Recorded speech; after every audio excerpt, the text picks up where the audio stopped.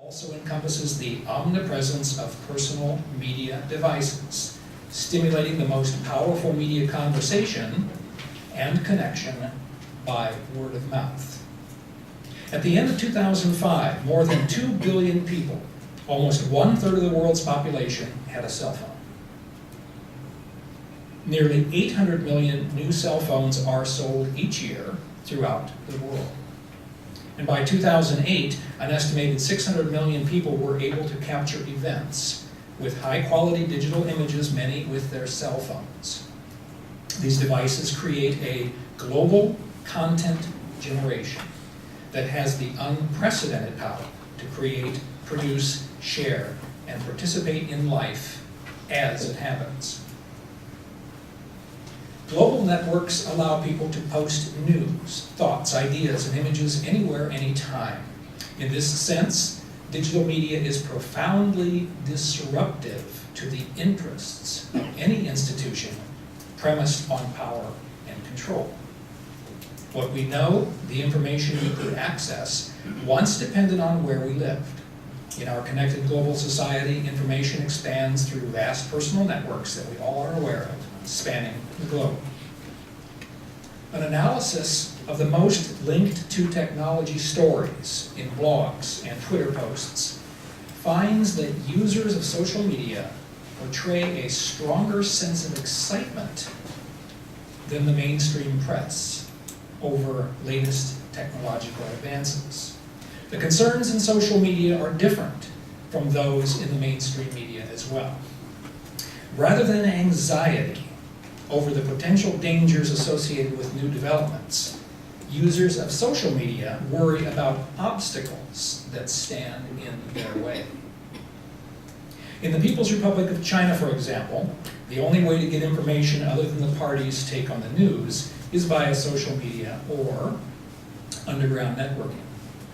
Even that means is difficult because of China's reluctance to allow a free and open internet and its methods of monitoring and controlling what people read and see. And yet, around the world, there are renewed signs that journalists and non-journalists alike are uncovering paths that hold the promise of informing more people more thoroughly than ever before. Grassroots journalists are dismantling big media's monopoly of the news, transforming it from a lecture to a conversation. Not content to accept the news as reported, these readers turned reporters are publishing in real time to a worldwide audience via the internet, and the impact of their work is just beginning to be felt by the professional journalists and the newsmakers that they cover. Some view digital media's disruption of traditional information consumption and distribution patterns as little more than an economic shakeout, reaping short-term havoc on big media companies. Under this scenario, companies like Google, MSN, and Yahoo displace local newspapers, television, radio, and magazine publishers as the dominant gatekeepers of our media experiences. The emerging phenomenon of global access to content from infinite sources, content that empowers participation and civic engagement in the news and information that affect society, are being expressed through a number of venues. Google is one expression. The internet search engine, whose mission is to organize the world's information, enables individuals to take control of their worlds. They become empowered to seek and find information that reflects their personal preferences and to be able to take action. Individual access to news and information is no longer determined by powerful institutions with the authority or the wealth to dominate its distribution. Blogs are another expression. These online journals create and connect individuals and ideas throughout the world. Sites such as Global Voices, which is www.globalvoiceonline.org. I'll give you this information later if you're interested. They aggregate stories and perspectives from everyday people, citizen storytellers with authentic voices from unique circumstances and cultures. So compelling is their power that internet sites such as technorati.com have been created to track more than 25 million blogs, about 1/4 of these e-journals in the blogosphere. A third expression is the rise of international satellite channels. The democratization of media has opened the airwaves to cultures everywhere. Using low-cost digital technologies and satellite distribution, more than 70 international channels cross borders around the world with news for nearly every point of view. The government-funded BBC has created a new kind of British empire with hundreds of channels and internet sites reaching 100 million people worldwide, translated into 43 languages. An involved audience can also play the role of a scalable virtual staff, a massive pool of photographers, videographers, grassroots writers, and even commentators. Collaborating with them enables media to be and go where they cannot normally go due to either geography or cost. For example, in the weeks leading up to the Iraq War, BBC News asked its worldwide audience to send in digital images from anti-war protests held around the globe. And then they published a slideshow of the best images on its website. But is it possible a respected mainstream media website could get duped into publishing a fake or wrong image or video clip? The week of September 20th, 2010, Time.com published a story about a freak tornado hitting Brooklyn, New York, complete with this amazing photo. Time blogger Stephen J. Snyder found the photo on Twitter, quickly posted it on the Time newsfeed. The photo and the article went viral on Twitter, Facebook, everywhere around the world. The problem isn't that the photo was fake. This photo is authentic. The problem is that this photo was taken on July the 7th, 1976, not September 20th, 2010. This tornado was actually seen sweeping along behind the Statue of Liberty. How could this happen? Because the pressure to publish or to go live first and ask questions later is overwhelming. Today, more than ever, the web rewards speed over accuracy, and Twitter updates are about as fast as it gets on the internet. But falsification has also become part of today's culture.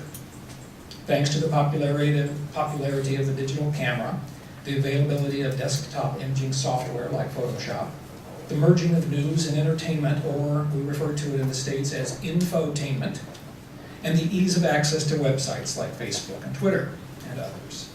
It has created a new credibility crisis for news organizations. In July last year, 2 French photo students submitted their photo essay to a French newspaper contest, and they won the prestigious Grand Prize in Reportage. When they went to collect the prize, they announced that the whole thing was fake. Photographers said they had wanted to make a powerful artistic gesture and attacked the gullibility of the press. Back in July 2006, a Lebanese freelance photographer, Adnan Haj, was found to have manipulated pictures that he took for Reuters news agency. If you notice on the left and the one on the right picture appears to have more deeper, darker, more ominous looking smoke in this particular photo.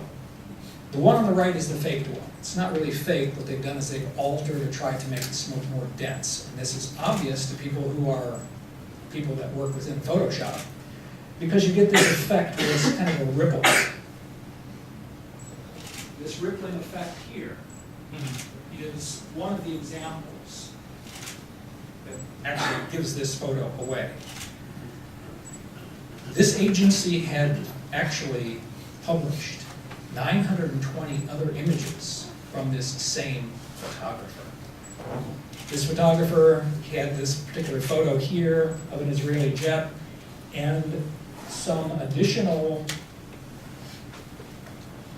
missiles, which they referred to it as, which weren't missiles at all, but they were actually flares which were sent out. These were all duplicated from one photo. All of the places where you see the red circles, these were all added. The agency admitted that photograph that I showed you initially with the smoke and then removed 920 images.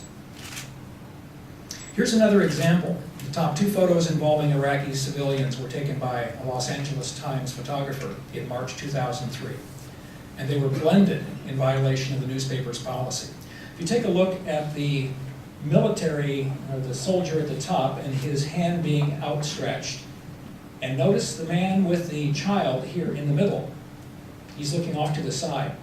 If you take the soldier at the top and merge it with the man in the middle with carrying the baby, the bottom picture is the one that had been blended or altered. Makes it, again, look a little more, not necessarily ominous, but makes it look more interesting.